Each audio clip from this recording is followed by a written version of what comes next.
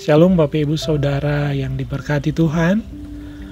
Kesempatan kali ini saya akan membagikan satu renungan singkat yang berjudul Hidup Bagi Kristus. Renungan singkat ini akan diambil dari pembacaan surat Filipi pasal yang pertama ayat yang ke-21 sampai 22. Saya bacakan bagi kita, demikian bunyi firman Tuhan.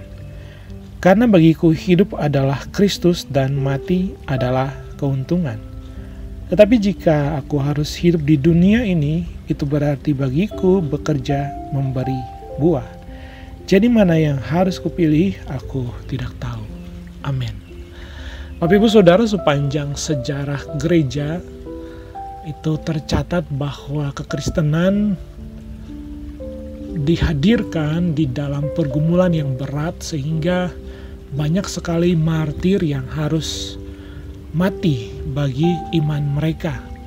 Nah, ini kita bisa melihat salah satu contoh awal, yaitu ada pada Rasul Stefanus di Kisah Rasul pasal 7, di mana dia harus mati dengan dirajam sangat mengerikan dan untuk mempertahankan imannya di dalam Tuhan Yesus. Di kemudian hari dilanjutkan juga oleh para rasul yang lain dengan mereka juga harus mati sebagai martir dengan tetap mempertahankan iman mereka. Demikian juga dengan Rasul Paulus yang dicatat dalam sejarah gereja, kemungkinan ia juga mati sebagai martir antara tahun 67 dan 68 Masehi di Roma. Nah, Bapak Ibu Saudara, secara khusus di dalam suratnya kepada jemaat di Filipi ini, Rasul Paulus memberikan satu penegasan terhadap komitmen imannya di dalam Tuhan Yesus, yaitu bahwa kalau ia hidup bagi Kristus, dan kalau ia mati pun bagi Kristus, dan itu sebuah keuntungan. Nah, Bapak Ibu Saudara, ketika kita disodorkan pilihan, misalnya apakah saudara akan memilih hidup bagi Kristus atau mati bagi Kristus di dalam satu keadaan yang terpaksa begitu, atau di dalam satu tekanan, ya, orang mungkin akan memilih mati untuk Kristus begitu, karena ya prosesnya hanya sebentar, kemudian mereka mati di dalam iman. Tetapi sebaliknya, kita yang hidup di dalam satu kondisi yang nyaman, yang tanpa tekanan, seringkali kita justru melalaikan panggilan untuk hidup bagi Kristus.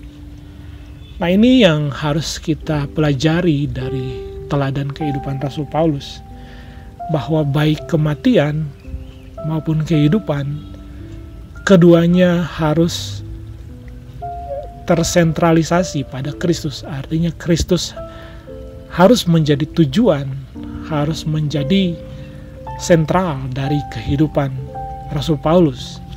Nah, demikian juga dengan kehidupan orang percaya. Baik ketika kita mati bagi Kristus, dan kita hidup pun bagi Kristus. Tetapi kehidupan bagi Kristus yang seperti apa yang kita pertanyakan? Nah, kehidupan bagi Kristus adalah dijelaskan Rasul Paulus di dalam ayat selanjutnya, ayat 22. Tetapi jika aku harus hidup di dalam dunia ini, perhatikan, itu berarti bagiku bekerja memberi buah. Buah seperti apa yang dikerjakan Rasul Paulus? Rasul Paulus mengerjakan banyak sekali buah, Bapak Ibu Saudara. Dia meninggalkan teladan hidup.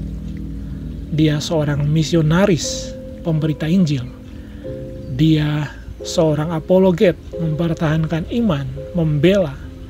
Dan dia juga seorang perintis gereja. Dia menanamkan gereja dimanapun. Rasul Paulus memberikan satu teladan di mana kehidupannya adalah kehidupan yang penuh dengan buah bagi kemuliaan Kristus. Dan mungkin kita tidak memiliki panggilan seperti Rasul Paulus yang seorang hamba Tuhan yang luar biasa dengan berbagai talenta yang Tuhan anugerahkan. Tetapi buah yang dituntut dari kita adalah buah yang sesuai dengan panggilan dan profesi kita di dalam kehidupan kita. Entahkah Bapak Ibu sebagai seorang pengusaha, seorang dokter, seorang pengacara, seorang pelajar, atau apapun di dalam kehidupan kita, kita dituntut untuk menghasilkan buah-buah yang mempermuliakan Kristus dan berdampak bagi kehidupan sesama. Nah, ini yang dituntut oleh Rasul Paulus sebagai sebuah teladan hidup dan panggilan sebagai seorang Kristiani. Maka pertanyaan penting di akhir renungan ini adalah, sudahkah kita berbuah bagi Kristus? Kiranya firman Tuhan ini, renungan singkat ini boleh memberkati Bapak Ibu Saudara dan memberikan satu inspirasi untuk kita tetap tekun di dalam panggilan iman kita sebagai seorang Kristiani. Tuhan Yesus memberkati. Amin.